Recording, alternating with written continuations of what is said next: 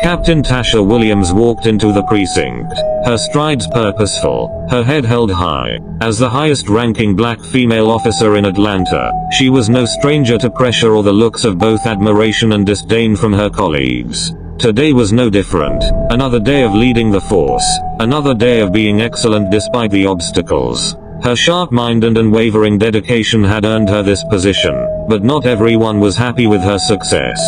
Officer Derek Walsh was one of those who loathed her. He stood in the corner, arms crossed, watching her with barely concealed contempt.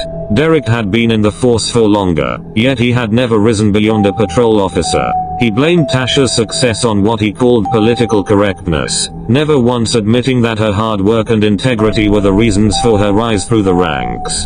Derek had never liked taking orders from women, let alone a black woman, and Tasha's promotion to captain had been the last straw. He believed she had only been given the job because of the department's desire to appear inclusive. In his mind, she wasn't fit for leadership. Derek started whispering his grievances to like-minded officers, fanning the flames of discontent. These private conversations soon turned into something more sinister, a plot to bring Tasha down. He would find a way to tarnish her spotless reputation. Derek began monitoring Tasha, waiting for any sign of weakness. He was patient, biding his time until the opportunity to strike presented itself. The perfect chance came when Derek saw Tasha at a high-end department store in downtown Atlanta. She was browsing the jewelry section, trying on a diamond bracelet. She was poised and elegant, her badge tucked away but her authority still evident. Derek's mind raced. What if she wasn't as perfect as she seemed? What if she was just like every other person he believed was taking advantage of the system? He followed her at a distance, watching her every move. When Tasha left the store, he didn't see her stop at the register, didn't see any transaction. He smirked. This was it. Derek approached the store clerk, casually suggesting that the black woman in the expensive suit had left without paying. Suspicion quickly spread, and security was alerted.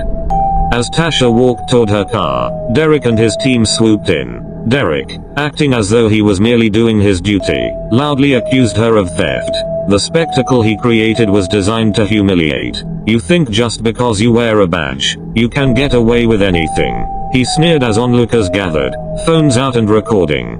Tasha was stunned. She had the receipt in her purse, but the way Derek aggressively grabbed her arm, refusing to listen, showed this wasn't about theft, it was about power. I know my rights, she stated firmly, but Derek twisted her words, shouting about how even captains can be criminals.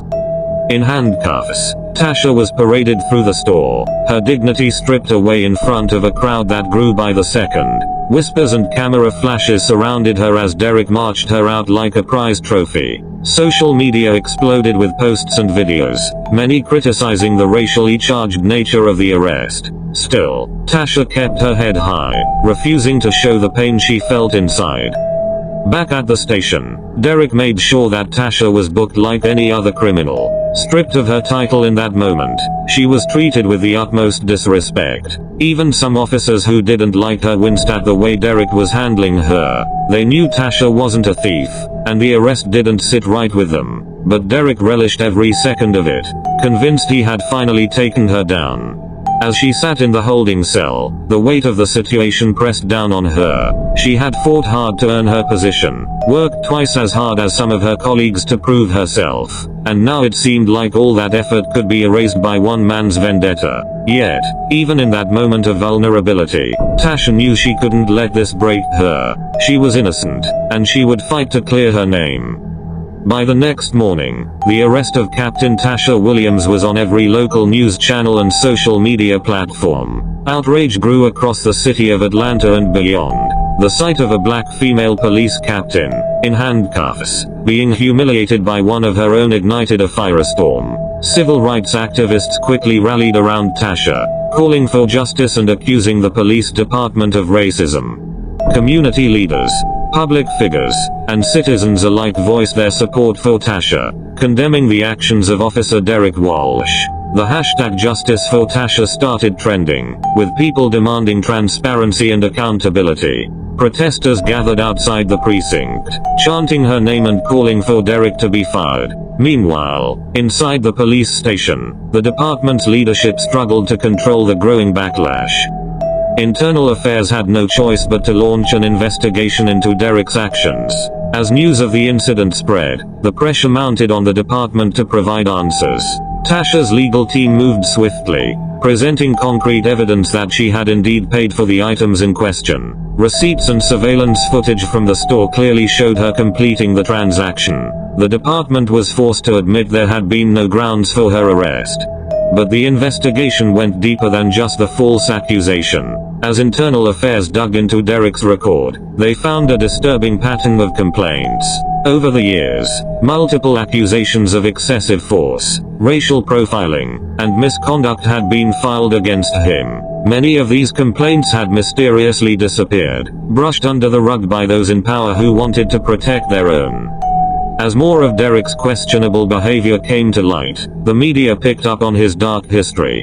Several news outlets began running stories about his past misconduct, interviewing victims who had been harassed or abused by him. The more the public learned about Derek, the worse his reputation became. The department was facing a full-blown scandal.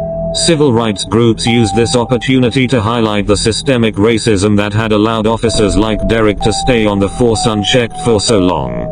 Public trust in the Atlanta Police Department started to erode, and the calls for reform grew louder. As the pressure intensified, Derek's allies within the force began distancing themselves from him. Even those who had once shared his views on race could see that the situation had spiraled out of control. Inside the precinct, tensions boiled over. The department was divided into two camps, those who supported Tasha and those who stood by Derek, believing his version of events. This division wasn't just about the incident at the store, it was about years of unspoken racism and inequality within the force. Officers who had been silent before now found themselves forced to pick sides. Some officers, especially the few black and minority members of the force, rallied around Tasha, furious at the way she had been treated. They knew this wasn't just about one arrest, it was about a culture that had allowed Derek's racism to fester unchecked for years. Meanwhile, Derek and his shrinking group of supporters doubled down, refusing to acknowledge their wrongdoings and insisting that Tasha's arrest was justified. The atmosphere in the station grew hostile, and fights even broke out between officers behind closed doors. Tasha's legal team filed a lawsuit against Derek and the police department, accusing them of false arrest, discrimination, and emotional distress.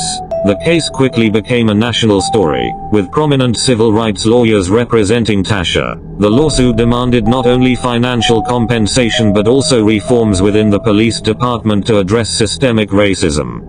The courtroom was packed with media, activists, and citizens from all walks of life. Tasha's case became a symbol of the larger struggle against police brutality and racial profiling. Derek, arrogant at first, quickly found himself on the defensive as more and more evidence against him was presented. His once confident demeanor crumbled as he realized the gravity of the situation. In court, Derek's lies were exposed one by one. The store security footage clearly showed Tasha paying for her items, proving that the arrest had been baseless. Witnesses, including the store clerk and several bystanders, testified that Derek had acted aggressively from the moment he confronted Tasha. Internal Affairs officers also testified about Derek's history of misconduct, further destroying his credibility. During cross-examination, Derek was forced to confront his long history of racist behavior. He stumbled through his testimony, unable to justify his actions. The public watched as the once proud officer was torn apart on the witness stand, his reputation in tatters. His downfall had begun, and there was no turning back. As the trial continued, Derek was suspended from the police force, pending further investigation. The public's anger reached a boiling point, with protests growing larger and more intense. The police department was in damage control mode, issuing statements about reform and promising to address the concerns of the community. But for many, it was too little, too late. Derek's personal life also began to unravel. His wife filed for divorce, unwilling to stay with a man who had brought so much shame upon their family. His children, who had once looked up to him, were now embarrassed by his actions. Derek found himself isolated, abandoned by the very people he had thought would always stand by him. After months of legal battles, the court ruled in Tasha's favor. She was awarded a substantial settlement, and the judge made it clear that Derek's actions had been motivated by racial prejudice. The ruling was a public condemnation of Derek's behavior and a victory for Tasha, who had endured months of public humiliation and stress. The ruling also had a broader impact. The police department was forced to implement new policies and training to address issues of racial profiling and misconduct. Tasha, despite the trauma she had faced, emerged stronger. She was promoted to a higher leadership role within the department, tasked with leading efforts to reform the force from within. Derek's final reckoning came when he was formally charged with multiple counts of misconduct, including tampering with evidence and perjury. He lost his job, his pension, and his standing in the community. Stripped of his badge, he became a pariah, shunned by former friends and colleagues. The department that had once protected him now wanted nothing to do with him. Meanwhile, Tasha became a symbol of resilience and justice. She continued to rise within the department, her story inspiring other black women in law enforcement across the country. Derek, broken and alone, was left to reflect on the choices he had made and the karma that had come back to haunt him. This story concludes with a reminder that justice, while often delayed, will eventually prevail. Tasha's journey from being falsely accused and humiliated to becoming a beacon of change represents the triumph of truth over prejudice. And Derek's downfall serves as a warning. Those who abuse their power for hateful reasons will eventually face the consequences of their actions.